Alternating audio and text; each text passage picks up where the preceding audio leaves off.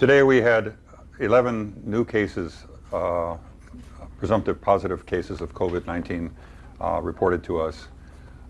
This is the first time we've seen any evidence of community transmission, a situation where we've had no history of exposure to someone who's traveled or has traveled into an area where COVID-19 is significant.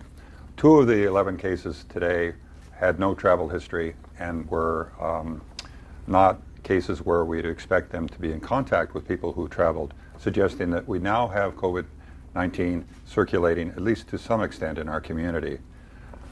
The good news from today is that we have done another series of tests as part of our Sentinel sampling survey, and of the 61 new samples, we still have yet to find any positive samples. Altogether, we have 185 samples of people selected randomly around the state, and we're not finding any illness among any of those individuals. 0 out of 185 were positive. So if the disease is being transmitted in our communities, it's probably not widespread at this time. But this is a time to take everything we've been saying very seriously.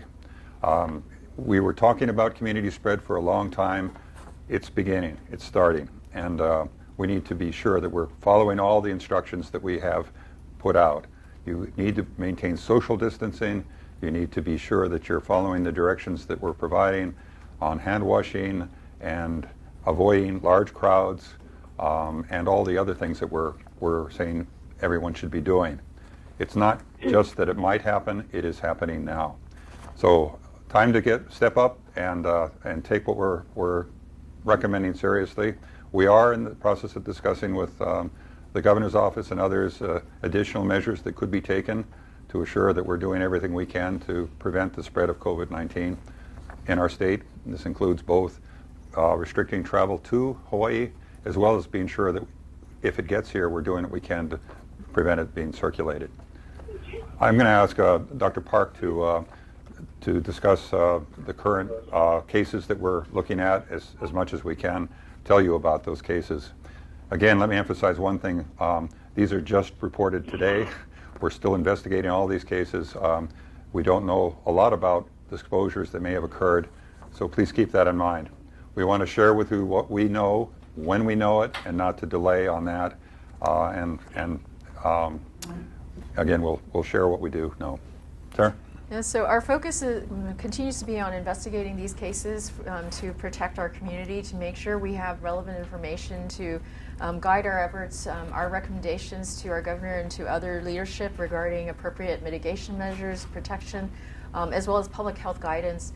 And so at this point, I would say that even as we do not have full information on cases, we are going to continue to provide the relevant information to protect our community and so that you may be informed.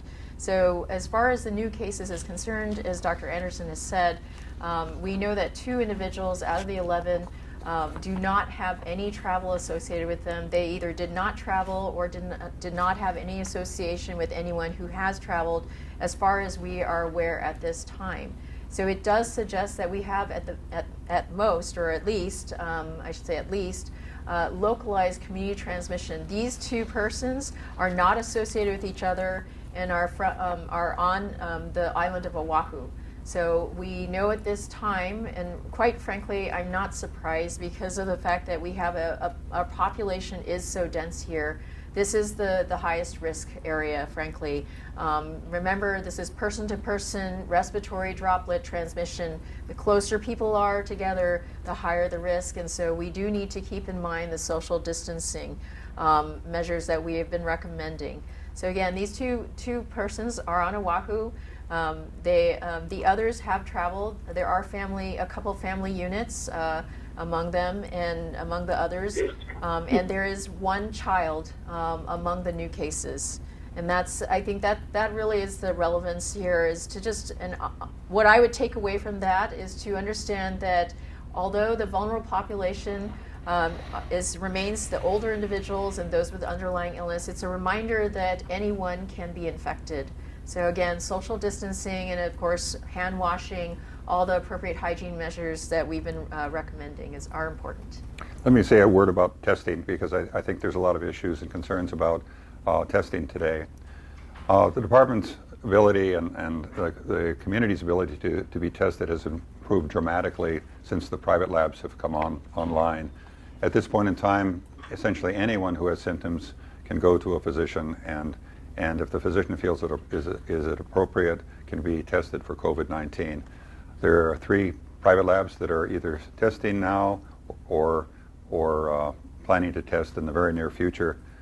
These 11 results we got today were all from our private laboratories testing system, and today we've collected well over 1,000 samples from those laboratories, and we are now finding illnesses associated with people who are not as seriously ill as some of the previous cases that we've talked about. We're much better able now to determine the prevalence of the disease in our community. It's very possible in the past some individuals were falling through the cracks and we weren't identifying them because they didn't have serious illness. At this point in time, though, I'm confident that we have the capability of doing tests on everyone who the physicians feel should be tested. Having said that, we need to be judicious about how we use our supplies. We don't want to be out there testing people who are asymptomatic. It's a waste of everyone's time. The individuals who are tested need to be symptomatic if we expect them to be positive. Otherwise, it's a waste of resources that are precious. Already there's been a shortage of some supplies in some areas. Across the country and across the world, people are finding shortages in personal protective equipment, in ventilators, and lots of other medical supplies that are going to be desperately needed in months to come. We assume this problem is going to get a lot worse before it gets better, and we do need to be sure that we're using the resources we have wisely.